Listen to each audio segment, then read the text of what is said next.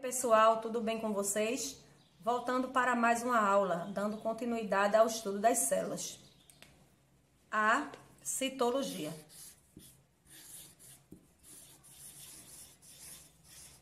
Citologia é o ramo da biologia que estuda as células. E hoje nós vamos estudar dois tipos básicos de células. São elas as células procarióticas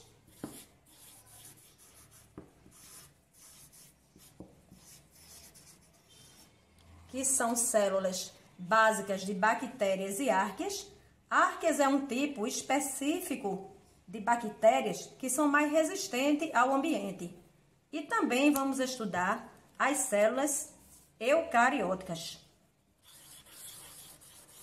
As células eucarióticas, elas são as células dos demais seres vivos, sejam eles fungos, protozoários, algas, plantas e outros animais, inclusive os seres humanos. Os organismos constituídos por células procarióticas são também chamados de procariontes.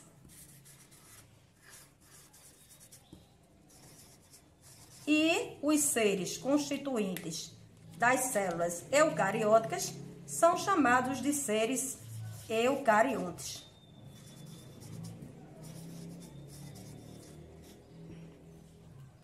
Bem, pessoal, aqui nós temos o modelo de células procarióticas. As células procarióticas, ela vem do grego protos, que significa primitivo, e carion, que significa núcleo, ou seja, são células mais simples, que representam as bactérias e as arqueias. Vamos conhecer agora as partes de uma célula procariótica, começando pela parede celular. A parede celular, ela é a proteção da célula, é que dá sustentação a toda a parte que existe nesse meio aqui. Entre a parede celular e o citoplasma, existe também, como vocês já sabem, né, que eu expliquei a aula passada, existe a membrana plasmática. A membrana plasmática,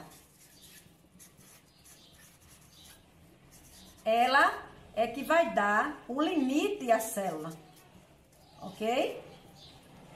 Bem, depois da membrana plasmática, encontramos algo em volta, que significa dizer que nele existe uma concentração de outras coisas, que é justamente a parte que vai dar a concentração dos cromossomos. Esse líquido aqui chama-se citoplasma. Vocês percebem pelo desenho que a célula procariótica é uma célula mais simples, em comparação com as demais que nós vamos ver. Uma concentração de cromossomos dentro dessa parte que se chama nucleoide. É onde vai ter o DNA e o RNA das bactérias. O tamanho de uma célula procariótica equivale a uma mitocôndria, que é uma parte de uma célula eucariótica que vocês vão ver daqui a pouco. Então, são basicamente essas partes que existem em uma célula procariótica. Por fim, nós vamos ter o flagelo. O flagelo, ele apenas funciona como uma barreira contra os patógenos do meio externo. E assim faz com que essa célula torne-se muito simples. Agora vamos conhecer as células eucarióticas. Esse modelo é o modelo animal, mas também temos o modelo vegetal, que não tem tanta diferença, só algumas partes. Então, as células eucarióticas, do grego eu, verdadeiro, e carion, núcleo, ou seja, núcleo verdadeiro. Como vocês podem ver, são células repletas de canais, bolsas e outras estruturas membranosas, sendo uma delas o núcleo, no qual se localiza os cromossomos. Se fizéssemos uma aula prática, ficaria muito longe do que estamos vendo nessa figura.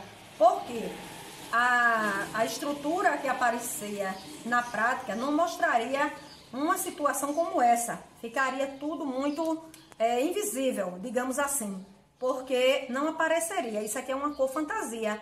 Então, não ajudaria bastante a vocês entenderem como vocês vão entender agora. Vamos conhecer agora as partes fundamentais das células e o que chamamos também de organelas. Como eu tinha falado na primeira parte, esta parte que delimita uma célula é chamado de membrana. A parte onde as organelas irão se concentrar é justamente essa parte azul clara que se chama citoplasma.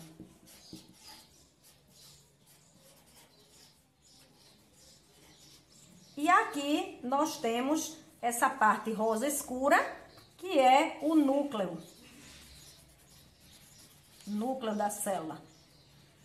A célula eucariótica, ela possui um núcleo definido, diferente das células procarióticas que a gente estudou no início. Esse núcleo, ele é composto também de uma carioteca, que é essa parte rosa claro, carioteca. E também temos essa parte amarela, que chama-se nucleolo, que é básico também da célula procariótica. Vamos começar a ver tudo que está dentro do citoplasma. A primeiro, esse que parece um feijãozinho, chama-se mitocôndria. Mitocôndria, ela seria, como eu falei para vocês, seria do tamanho dentro da célula eucariótica de uma célula procariótica. As mitocôndrias têm como principal função a geração de energia para as outras partes da célula. Bem, esta parte daqui é o retículo endoplasmático glanuloso e não glanuloso. Ele tem duas partes, uma lisa e uma com glândulos. Esse retículo, ele tem como função transportar também e acelerar o metabolismo das células. Então, ele vai servir de transporte para várias substâncias. Complexo golgiense. O complexo golgiense é esta parte aqui, laranja.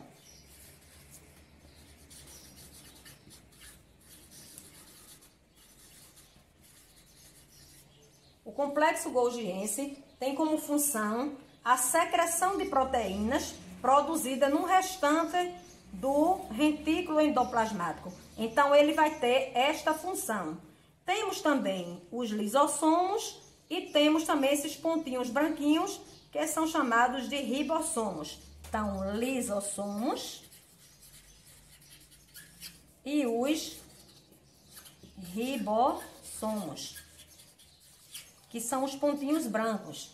E os lisossomos, que vão atuar como proteínas para auxiliar as moléculas de DNA e RNA.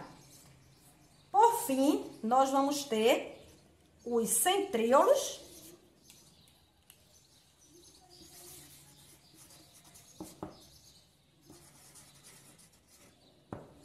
que vão ser compostos por proteínas e que vão atuar diretamente na divisão celular, que será assunto de nossas próximas aulas. Então, essas partes todinhas que existem aqui são constituídas as organelas citoplasmáticas, ou seja, elas atuam diretamente na confecção de células animal e vegetal.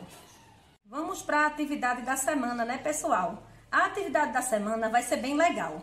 Vocês irão participar de um concurso. Este concurso vai fazer com que vocês ganhem uma caixa de chocolate bis. Vocês vão fazer 2 desenhos, um de uma célula procariótica